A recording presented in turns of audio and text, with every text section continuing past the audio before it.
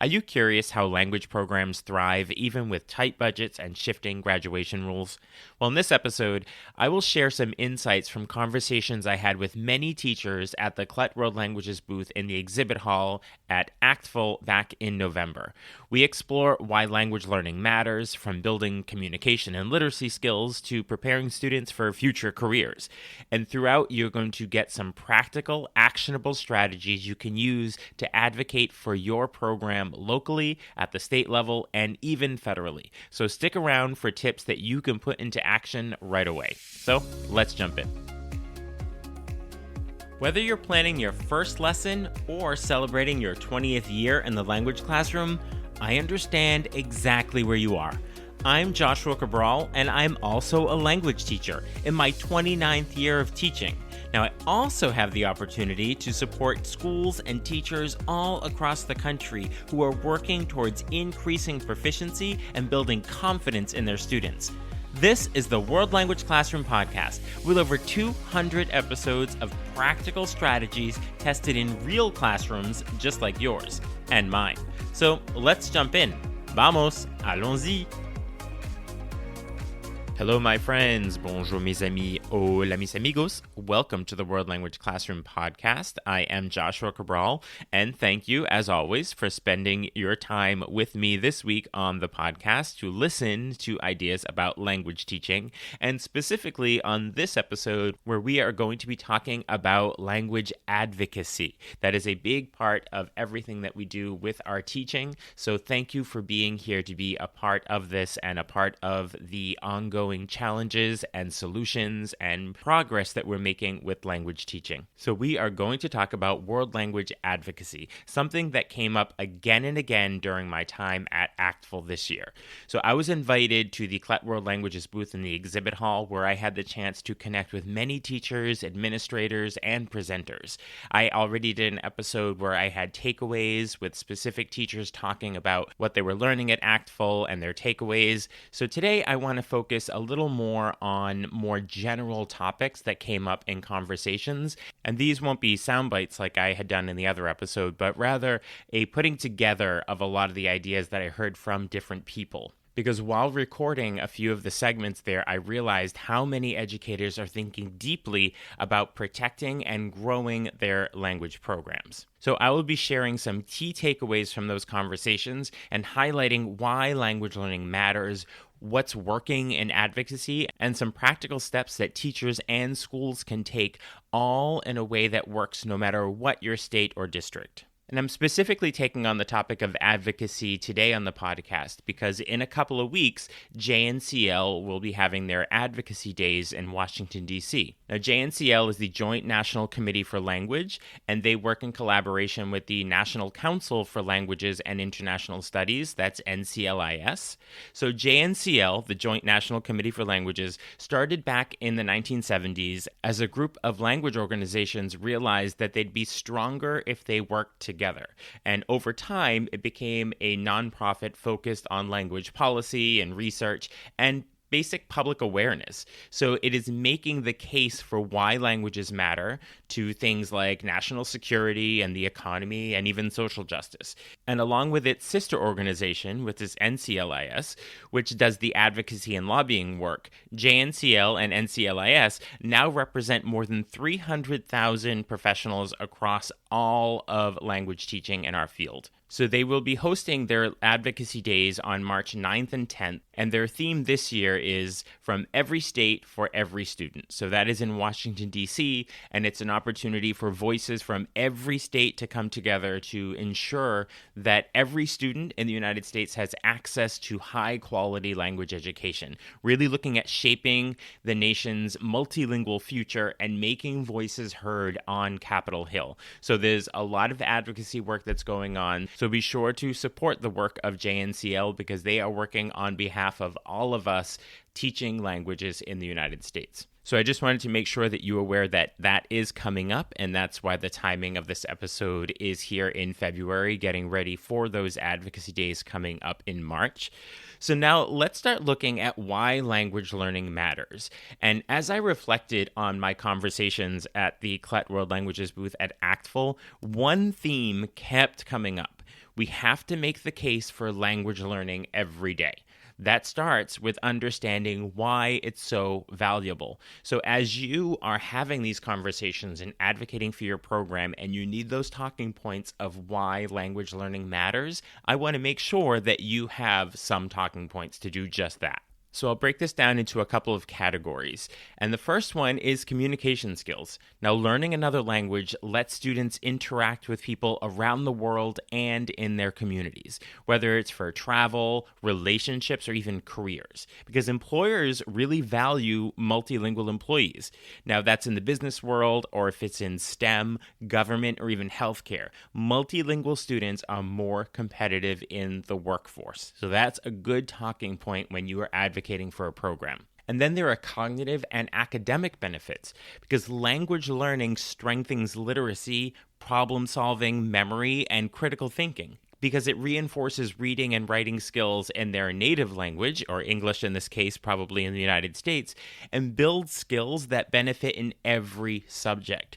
This comes up specifically when I talk to boards that are looking at funding elementary programs and how much their literacy across the board is enhanced because of doing those reinforced literacy skills in a second language. And then there's student confidence and engagement.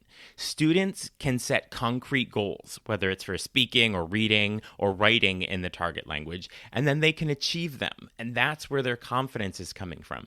And even with heritage speakers, they begin to gain that recognition through proficiency assessments or even the seal of biliteracy, which validates their skills. So it's an opportunity for students to build confidence through setting goals and reaching them, and doing it in a way that's based on their competency and their proficiency and their skill building. So it's a way for students to build their confidence through goal setting and then meeting those goals and creating new goals. And this is all through competency-based assessment, showing what they're able to do with the language, whether that's proficiency, competency, or standards-based grading, however you're going about it. It is focused on what students can do and not just learning of content, but what they are going to do with that content. And that's really where their confidence and engagement is coming from. And then there's national and workforce relevance. So programs, whether it's in Spanish, Mandarin, French, German, or any language, this is going to prepare students for global careers. Recognition programs like the Seal of Biliteracy give students tangible credentials that colleges and employers value. So at the Collect World Languages booth, teachers would often nod when I mentioned these benefits, and many would say, yes, our students are achieving all of this, but sometimes nobody outside the classroom sees it. So that's where I want to move into this next section, and this is going to lead us directly into what teachers are seeing in their own schools, because you see all this and you know that this is happening in your classroom, but other people need to know about it. We need to know what's happening in your classroom that you are so convinced of and you see happening with your students. If it stays within the walls of your classroom, others aren't hearing about it. And this isn't about self-promotion. Look at me, I'm a great teacher. You are a great teacher and you need to know that. But we are really talking about things like budgets and seeing that, yes, this should be funded. And yes, you should have additional teachers in your department or add new languages to your department or whatever that looks like. So that's why we want to take it beyond just what's happening in our classrooms so that the decision makers are aware of what's going on and they see the vital importance of it. And that's what's going to help to promote and move beyond any challenges of staffing and budgets that are happening so that we can move forward with our programs. So what can we be doing? So these are those themes that came up in those conversations at ACTFL. And the first one is about challenges. Teachers told me about shrinking budgets, small class sizes, and inconsistent graduation requirements. The small class sizes because the number of students enrolled is going down. And programs for less commonly taught languages can be particularly vulnerable to this. Advocacy often feels like it's an extra job on top of everything else. So that is one of the challenges that I heard from teachers. But then I also heard many success stories. I don't want this to sound like, we have so much to do because things aren't going so well and There are lots of things going really well. That's what motivates us. That's what keeps us going every day. But when we're talking about advocacy, we do want to focus on the challenges. So when we do have these success stories that I heard a lot of, they're very inspiring. Early exposure to elementary and middle school programs is really starting to build that pipeline into the higher levels. And the seal of biliteracy formalizes student achievement and real-world outcomes like students connecting globally or traveling, preparing for careers. All of that resonates with parents and administrators, and I heard so much about how that is happening in our classrooms and being shared so that people are aware of it, so that we are effectively promoting our programs. And then attitudes and mindsets. One thing that came through clearly was that even small actions count. A social media post, a newsletter highlight, or a parent email builds visibility and support over time. And teachers shared stories of how these small acts created momentum for their program. So hearing these stories at the booth got me thinking, what can individual teachers do to make advocacy tangible and manageable? So let's start with some concrete advocacy strategies. At the local level. So you could host a language showcase where you invite parents in, administrators, community leaders to see student projects. You could share success stories with school leaders and focus on student outcomes and skills, and as much as possible, build to the overall skill improvement across the board in all subjects. Or you could partner with local businesses that value multilingual employees. And you can use ACTFL's ready-made advocacy materials. They have flyers, social media graphics, parent handouts. So there are things that we can be doing from our own classrooms within our schools on a very local level to work towards building our programs and overcoming challenges of things like budgets and staffing and maybe lower enrollment of students. And so we can be doing these things at the very local level. And then if we go beyond that to the state and federal level, you can support or request the seal of biliteracy in your district. So you can collaborate with your state language association to maintain or expand graduation requirements. These associations have resources and relationships at the legislative level. So be sure to reach out to your state language association or your regional or even ACTFL if you need those types of resources. And one of the best things you could be doing is collecting program data. What are your enrollment trends, your student achievements, success stories? All of these things are going to strengthen your case. So a very useful resource is ACTFL's Language Advocacy Resource Center, which is right on their website, and I'll put the link in the show notes. So this is a resource so that you can have greater access to high-quality language learning at the local, state, and federal levels. And this is going to lead to closer communities, a stronger economy, a greater national security. All of this is the focus and objective of the Language Advocacy Resource Center on the ACTFL website. But we have to remember that the decision to cut language education programs has become a more common practice in the United States, with official reasons often citing the lack of financial support for lower enrollment in certain subject areas, prioritizing STEM, or focus on monolingual societies that use only English. And this is devaluing and taking away that opportunity for students to have intercultural experience. So we want to access these resources so that we can move beyond this, so that we can move beyond these challenges. And what happens many times is we totally understand this as language teachers, but many times when we are talking to the decision makers and we talk about interculturality and understanding diverse communities and being able to be respectful and empathetic, that doesn't really come to the bottom line of budgets and things like that. So sometimes, even though these are the reasons that we truly know students should be engaging with language learning, we have to sometimes use other language with those that are controlling budgets and staffing because they want to hear data. They want to hear how this is helping with test scores or something in that realm. So even though we truly know that it is much more than that, we have to make sure that we are using language that is speaking to what they want to hear and the goals that they have. And every time we raise our voices in support of the education indicators, programs, and policies that promote language learning, we are serving as advocates for language education. And every voice makes a difference. These efforts are vital to help sustain and expand programs in all educational settings, whether that's elementary, middle, high school, higher education, community-based, regardless of what that is. And you can find lots of resources for engaging with all of that on ACTFL's Language Advocacy Resource Center. And another point of advocacy is supporting professional associations, because I will remind you, these associations are supporting you. One of the clearest messages that I got from teachers at the CLET World Languages booth at ACTFL was that associations like ACTFL and the state and regional groups are advocating on our behalf. Individual teachers often don't have the access, resources, or lobbying capacity that these organizations do. So your membership helps fund these advocacy efforts, whether it is your state organization, your regional, it's ACTFL, or even JNCL.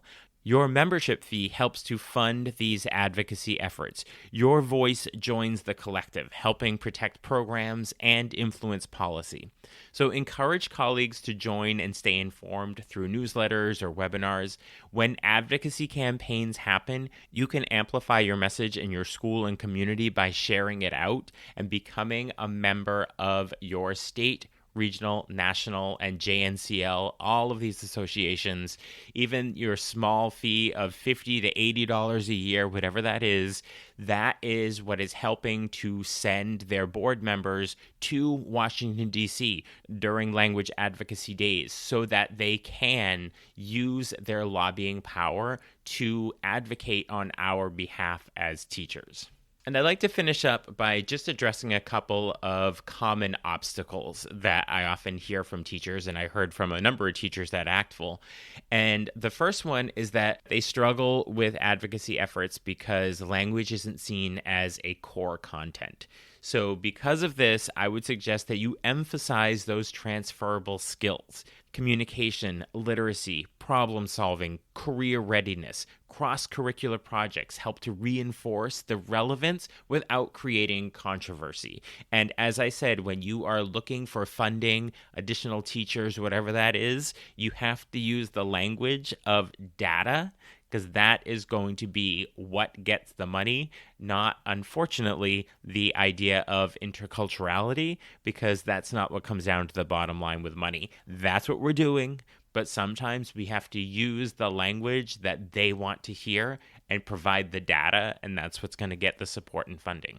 Another obstacle is that there's small enrollment or low demand for languages, so we have to highlight workforce and college readiness benefits. Where possible, offer proficiency-based credits so that students gain recognition, even if the school doesn't offer every language class.